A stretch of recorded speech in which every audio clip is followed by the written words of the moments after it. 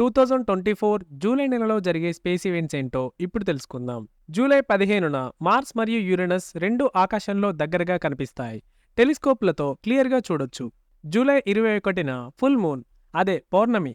ఆ రోజు చంద్రుడు రాత్రి ఆకాశంలో భూమికి ఆపోజిట్ సైడ్లో ఉండటం వల్ల సన్లైట్ మూన్పై పడి రాత్రి ఆకాశంలో బ్రైట్గా కనిపిస్తుంది. నేటివ్ అమెరికన్ ట్రైబ్స్ ఈ జూలై నెలలో వచ్చే ఫుల్ మూన్ని బక్ మూన్ అని పిలుస్తారు. బక్ మూన్ అని పిలవడానికి గల కారణం ఏంటంటే కొమ్ములతో ఉండే మేల్ డీర్ను బక్ అని పిలుస్తారు. బక్ డీర్ యొక్క కొమ్ములనేవి ఈ టైంలో మళ్లీ కొత్తగా పెరగడం స్టార్ట్ అవుతుంది. దీన్ని ఎదుగుదలకు సింబాలిక్గా భావించి జూలై నెలలో వచ్చే ఫుల్ మూన్ని బక్ మూన్ అని పిలవడం మొదలుపెట్టారు. మరికొన్ని చోట్ల థండర్ మూన్ అని, ఇంకొన్ని చోట్లయితే హే మూన్ అని కూడా పిలుస్తారు. జూలై 22న మెర్క్యూరీ ఆకాశంలో 26 డిగ్రీల కోణంలో కనిపిస్తుంది.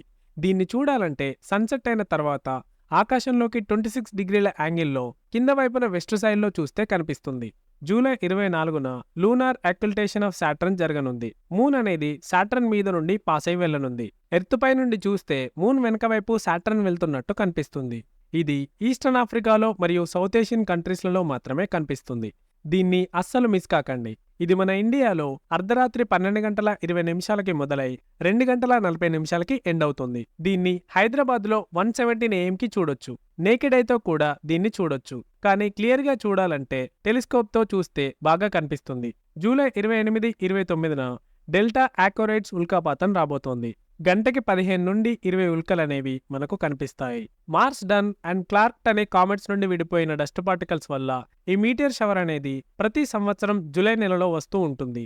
సెకండ్ క్వార్టర్ మూన్ ఆకాశంలో ఉండటం వల్ల మిడ్ నైట్ తర్వాత ఎలాంటి లైట్ పొల్యూషన్ లేని చోట నుండి చూస్తే జూలై 28 నుండి 29 మార్నింగ్ వరకు ఆకాశంలో ఈ మీటియర్ షవర్ని క్లియర్గా చూడొచ్చు. ఈ ఉల్కాపాతం ఆక్యురైట్స్ కాన్స్టలేషన్ నుండి వస్తాయి, అంటే కుంభరాశి నక్షత్ర మండలం నుంచి. కానీ ఆకాశంలో ఎక్కడ నుండి చూసినా మనకు కనిపిస్తాయి. మరొక ఇంట్రెస్టింగ్ టాపిక్తో మళ్ళీ కలుద్దాం.